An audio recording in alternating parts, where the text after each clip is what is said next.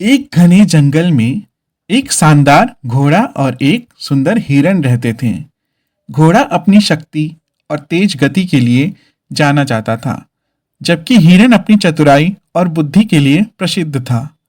वे दोनों अक्सर एक साथ खेलते और एक साथ हरी घास चरते थे। हमेशा दोनों एक दूसरे के साथ का आनंद लेते थे। एक दिन जंगल में भयानक बाघ आ गया। सभी जानवर बाघ को देखकर डर गए और छिपने लगे।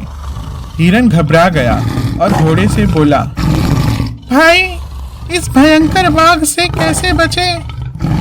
घोड़ा बोला, चिंता मत करो, मैं तुम्हें बचा लूंगा। मेरी गति बहुत तेज है और बाघ से कहीं ज्यादा है।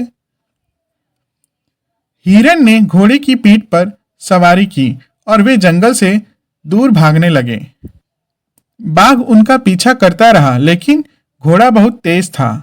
अंत में घोड़ा थक गया और बाघ धीरे धीरे उनके करीब आ रहा था। हिरन को समझ में नहीं आ रहा था कि उन्हें क्या करना चाहिए।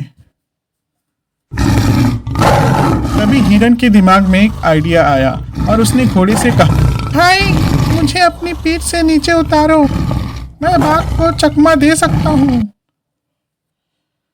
घोड़ा थोड़ा हिचकिचाया, लेकिन हिरन के आत्मविश्वास को देखकर उसने उसे नीचे उतार दिया। हिरन ने एक पेड़ के पीछे छुपकर बाघ का इंतजार किया। जब बाघ आया तो हिरन जल्दी से बाहर निकला और बाघ के सामने कूद गया। बाघ चौंक गया और हिरन की चतुराई देखकर भ्रमित हो गया। हिरन पेड़ों के बीच तेजी से दौड़ने लगा।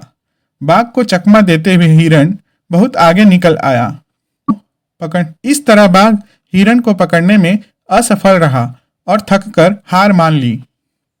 हिरन वापस घोड़े के पास आया और बोला, भाई, मैंने तुम्हें बचा लिया। घोड़ा बहुत खुश हुआ और हिरन की बुद्धि और साहस की प्रशंसा की।